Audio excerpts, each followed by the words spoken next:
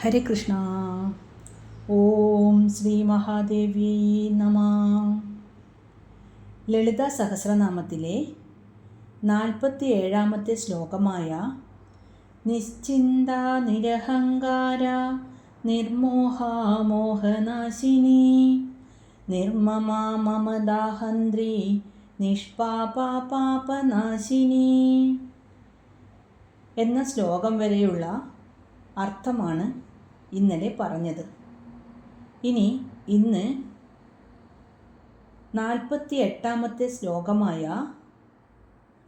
നിഷ്ക്രോധ ക്രോധശമനി നിർലോഭ ലോഭനാശിനി നിസ്സംശയ സംശയഗ്നി നിർഭവ ഭവനാശിനി എന്ന ശ്ലോകത്തിലെ ആദ്യത്തെ നാമമായ നിഷ്ക്രോധ, അതായത് ദേവിയുടെ 168-ാമത്തെ നാമമായ നിഷ്ക്രോധ. ഈ നാമത്തിൽ ദേവിയെ ക്രോധമില്ലാത്തവൾ എന്നാണ് വിശേഷിപ്പിക്കുന്നത്. അതായത് എപ്പോഴും ശാന്തയായവൾ, ഒരു സാഹചര്യത്തിലും കോപത്തിൽ വശപ്പെടാത്തവളാണ് ദേവി. പരിപൂർണമായ ക്ഷമയുടെയും ശാന്തിയുടെയും സ്വരൂപമായവൾ. ക്രോധം എന്നാൽ മനസ്സിൻ്റെ ഒരു വികാരമാണ്. ആഗ്രഹങ്ങൾ തടസ്സപ്പെടുമ്പോഴാണ് സാധാരണയായി കോപം ഉണ്ടാകുന്നത്. ദേവി നിഷ്കാമ, അതായത് ആഗ്രഹമില്ലാത്തവൾ ആയതുകൊണ്ട് ദേവിക്ക് ക്രോധം ഉണ്ടാകേണ്ട കാര്യമില്ല. ദുഷ്ടശിക്ഷണത്തിൻ്റെ സമയത്ത് ദേവി ഭയങ്കര രൂപം കൈക്കൊള്ളാറുണ്ട്.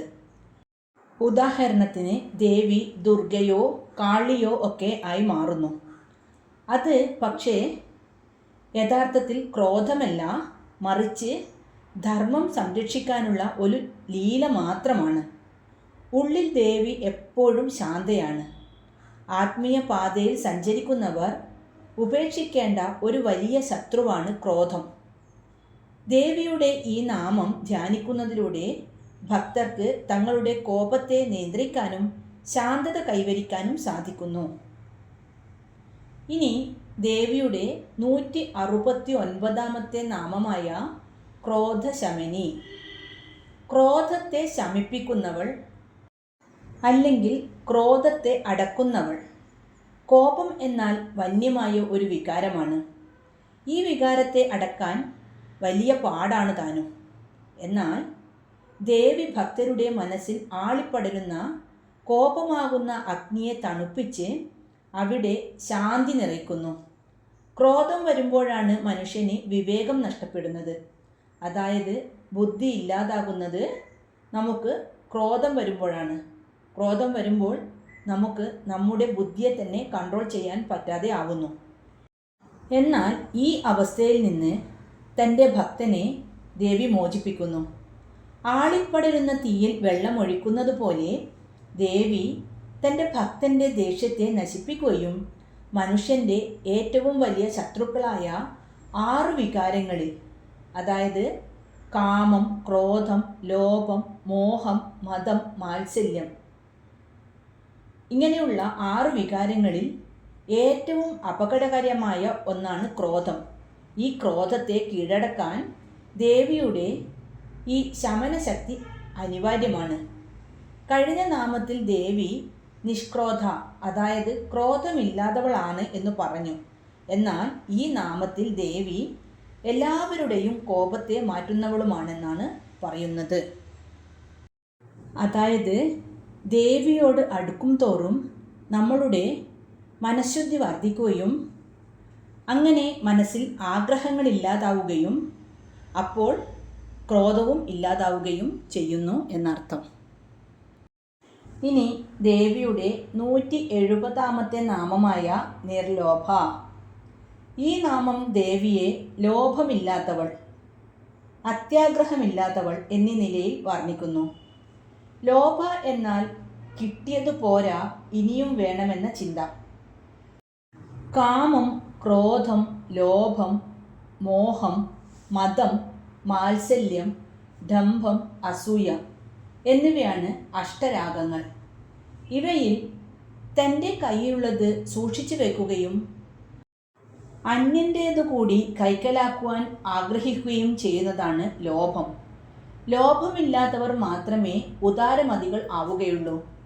ദേവി ലോകത്തിന് മുഴുവൻ അനുഗ്രഹങ്ങളും വാരിക്കോരി നൽകുന്നത് ദേവി നിർലോഭയായതുകൊണ്ടാണ്. ഭൗതികമായ വസ്തുക്കളോട് കൂടിയ അമിതമായ ആർത്തി അഥവാ ലോഭം മോക്ഷമാർഗത്തിന് വലിയ തടസ്സമാണ്. ദേവിയുടെ ഈ നാമം ജപിക്കുന്നതിലൂടെ ഭക്തരുടെ മനസ്സിലെ ലോഭം ഇല്ലാതാവുകയും തൃപ്തി ഉണ്ടാവുകയും ചെയ്യുന്നു. ഇനി ദേവിയുടെ 171 നാമമായ ലോഭനാശിനി. വീണ്ടും വീണ്ടും വേണമെന്നുള്ള ചിന്തയുള്ളതുകൊണ്ട് തൃപ്തി വരാത്ത അവസ്ഥയാണല്ലോ ലോഭം എന്ന് പറയുന്നത്. അങ്ങനെയുള്ള ലോഭത്തെ നശിപ്പിക്കുന്നവളാണ് ദേവി. അതായത് ഭക്തരുടെ മനസ്സിലെ കൂടുതൽ ഭൗതിക വസ്തുക്കൾ നേടിയെടുക്കാനുള്ള അമിതമായ ആർത്തി അഥവാ ലോഭത്തെ നശിപ്പിക്കുന്നവളാണ് ദേവി. ലോഭം നശിക്കുമ്പോഴാണ് ഒരു മനുഷ്യന് സന്തോഷം ലഭിക്കുന്നത്. എത്രയുണ്ടായാലും മതിയാകാത്ത അവസ്ഥയിൽ നിന്ന് ഭക്തനെ മോചിപ്പിച്ച് ഉള്ളതുകൊണ്ട് തൃപ്തനാകാനുള്ള മനക്കരുത്ത് ദേവി നൽകുന്നു. ലോഭമാണ് മനുഷ്യനെ സ്വാർത്ഥനാക്കുന്നത്. ഇത് മറ്റുള്ളവരോടുള്ള കാരുണ്യം ഇല്ലാതാകും. ഈ ലോഭത്തെ ദേവി നശിപ്പിക്കുമ്പോൾ ഭക്തൻ ഉദാരമതിയാകുന്നു. ദേവിക്ക് സ്വന്തമായി ലോഭമില്ലാത്തത് ദേവിയുടെ സ്വഭാവമാണെങ്കിൽ ഭക്തരുടെ ലോഭത്തെ ദേവി ഇല്ലാതാക്കുന്നത് ദേവി തൻ്റെ ഭക്തരോട് കാണിക്കുന്ന കൃപയാണ്. നമ്മൾ ദേവിയോട് അടുക്കുമ്പോൾ നമ്മുടെ ഉള്ളിലെ എല്ലാ തിന്മകളും സ്വഭാവ ദൂഷ്യങ്ങളും ഇല്ലാതാകുന്നു. നമ്മുടെ അനാവശ്യമായ ആഗ്രഹങ്ങളാണ് ലോഭത്തിന് കാരണമാകുന്നത്. ഈ ആഗ്രഹങ്ങൾ വെറും മായയാണെന്ന് ഭക്തനെ ബോധ്യപ്പെടുത്തിക്കൊണ്ടാണ് ദേവി ലോഭത്തെ ഇല്ലാതാക്കുന്നത്. ഇനി ദേവിയുടെ 172 നാമമായ നിസ്സംശയ. ഈ നാമം ദേവിയെ സംശയങ്ങളില്ലാത്തവൾ, പൂർണ്ണമായ നിശ്ചയദാർഢ്യമുള്ളവൾ എന്ന നിലയിൽ വർണ്ണിക്കുന്നു. സംശയ എന്നാൽ ആശയക്കുഴപ്പം, സന്ദേഹം എന്നൊക്കെയാണ് ഇവിടെ അർത്ഥം. യാതൊരുവിധ സംശയങ്ങൾക്കും ഇടയില്ലാത്ത വിധം സത്യത്തെ പൂർണ്ണമായി അറിയുന്നവൾ, സന്ദേഹങ്ങൾ ഏതുമില്ലാത്ത ശുദ്ധമായ അറിവിൻ്റെ സ്വരൂപം. ഒരാൾക്ക് സംശയങ്ങൾ ഉണ്ടാവുന്നത് അയാൾക്കുള്ള അറിവ് അപൂർണമാകുമ്പോഴാണല്ലോ. എന്നാൽ ദേവി സർവജ്ഞ, അതായത് എല്ലാം അറിയുന്നവൾ ആയതുകൊണ്ട് ദേവിക്ക് ഒന്നിനെക്കുറിച്ചും സംശയമില്ല. ദേവി സത്യം നേരിട്ട് ദർശിക്കുന്നവളാണ്. മായയിൽ പെടുന്നവർക്കാണ് അതാണോ ശരി, ഇതാണോ ശരി എന്നൊക്കെയുള്ള സംശയങ്ങൾ ഉണ്ടാവുന്നത്. മാത്രമല്ല, ആത്മീയ പാതയിൽ സഞ്ചരിക്കുന്ന ഒരു സാധകൻ്റെ ഏറ്റവും വലിയ ശത്രു സംശയമാണ്. ഈശ്വരനുണ്ടോ, എനിക്ക് മോഹം കിട്ടുമോ, ഇങ്ങനെയൊക്കെയുള്ള സംശയങ്ങൾ ഭക്തനെ തളർത്തും. പക്ഷേ ദേവി നിസ്സംശയ ആയതുകൊണ്ട് ദേവിയെ ആരാധിക്കുന്നവരുടെ മനസ്സിലെ സന്ദേഹങ്ങളെ നീക്കി അവർക്ക് ഉറച്ച വിശ്വാസവും ജ്ഞാനവും നൽകുന്നു. ഇനി ദേവിയുടെ 173 നാമമായ സംശയഗ്നി. ഈ നാമം ദേവിയെ സംശയങ്ങളെ അറുത്തുമാറ്റുന്നവൾ അഥവാ നശിപ്പിക്കുന്നവൾ എന്ന് വിശേഷിപ്പിക്കുന്നു. ഭക്തന്മാരുടെ സംശയബുദ്ധിയെ നശിപ്പിക്കുന്നവളാണ് ദേവി. അതായത് ഭക്തരുടെ മനസ്സിൽ ആത്മീയ കാര്യങ്ങളെക്കുറിച്ചും ജീവിത ലക്ഷ്യത്തെക്കുറിച്ചും ഉണ്ടാകുന്ന സകല സംശയങ്ങളെയും ജ്ഞാനമാകുന്ന വാളുകൊണ്ട് അറുത്തുമാറ്റുന്നവളാണ് ദേവി. ഇരുട്ടുള്ളിടത്താണല്ലോ സംശയമുണ്ടാകുന്നത്. അതായത് നമ്മൾ ഇരുട്ടിലൂടെ നടക്കുമ്പോൾ അവിടെ പാമ്പുണ്ടാകുമോ, അതെന്നെ കടിക്കുമോ, അങ്ങനെ പല സംശയങ്ങളും നമുക്ക് വരുന്നു.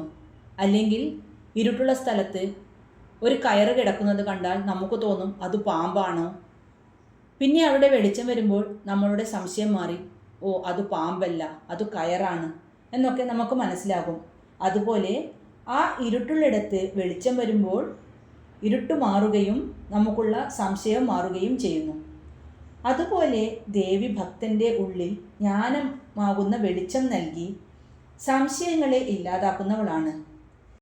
നമ്മൾ ആത്മീയമായ പാതയിലേക്ക് നീങ്ങുമ്പോൾ ആദ്യമാദ്യം നമുക്ക് ഈശ്വരനുണ്ടോ അതോ ഇല്ലയോ, ഇനി നമ്മൾ ഈ സഞ്ചരിക്കുന്ന പാത ശരിയാണോ എന്നിങ്ങനെയുള്ള പല സംശയങ്ങളും നമ്മുടെ മനസ്സിലുണ്ടാകും. എന്നാൽ നമ്മൾ ഈ ആത്മീയ പാതയിലൂടെ കുറേ സഞ്ചരിക്കുമ്പോൾ ദേവി ഈ സംശയങ്ങളൊക്കെ നശിപ്പിക്കുന്നു. അതോടെ ഭക്തന് ലക്ഷ്യത്തിൽ ഉറച്ചു നിൽക്കാനുള്ള ശക്തിയും ലഭിക്കുന്നു. ഒരു ഗുരുവിൻ്റെ സ്ഥാനത്ത് നിന്ന് ഭക്തരിലെ സന്ദേഹം നീക്കുക എന്നതാണ് ദേവിയുടെ ഈ നാമത്തിൻ്റെ അർത്ഥം. അതായത് ജ്ഞാനത്തിൻ്റെ ശത്രുവായ സംശയത്തെ നശിപ്പിച്ച് ഭക്തന് സത്യാനുഭവം നൽകുന്ന ഗുരുസ്വരൂപിണിയാണ് ദേവി. ഇനി ദേവിയുടെ 174 നാമമായ നിർഭവ. ഈ നാമം ദേവിയെ ജനനമില്ലാത്തവൾ അല്ലെങ്കിൽ സംസാരമെന്ന ലൗകിക ബന്ധനമില്ലാത്തവൾ എന്ന് വിശേഷിപ്പിക്കുന്നു. ഇനി ദേവിയുടെ 174 നാമമായ നിർഭവ.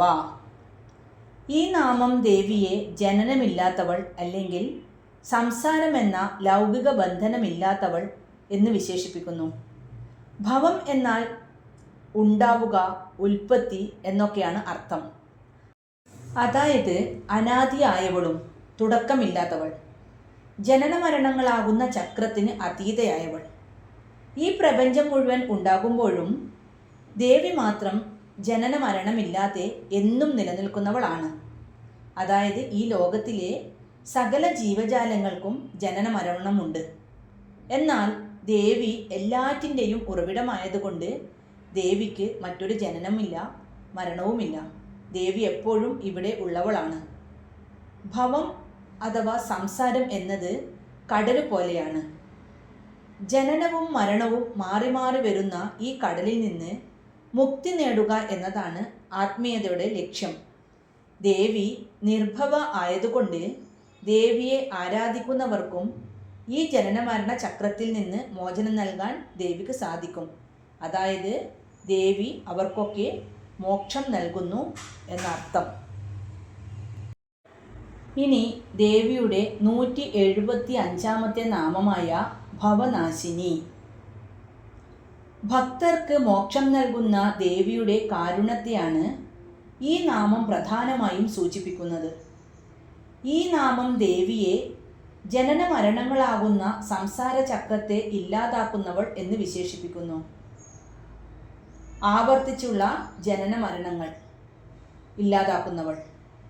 തൻ്റെ ഭക്തരെ ജനനമരണങ്ങളാകുന്ന ദുഃഖക്കടലിൽ നിന്ന് കരകയറ്റി അവർക്ക് മോക്ഷം നൽകി സംസാര ബന്ധനം അവസാനിപ്പിക്കുന്നവൾ.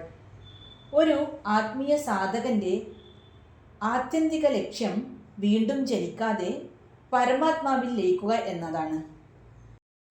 ഭവനാശിനിയായ ദേവി ആ ആഗ്രഹം സാധിച്ചു കൊടുക്കുന്നു.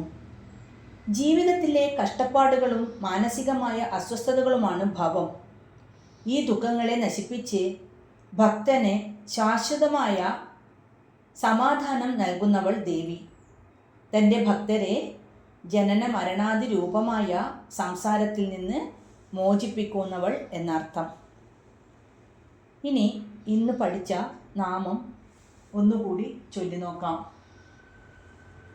നിഷ്ക്രോധ ക്രോധശമനി, നിർലോഭാ ലോഭനാശിനി, നിസ്സംശയാ സംശയഗ്നി, നിർഭവാ ഭവനാശിനി.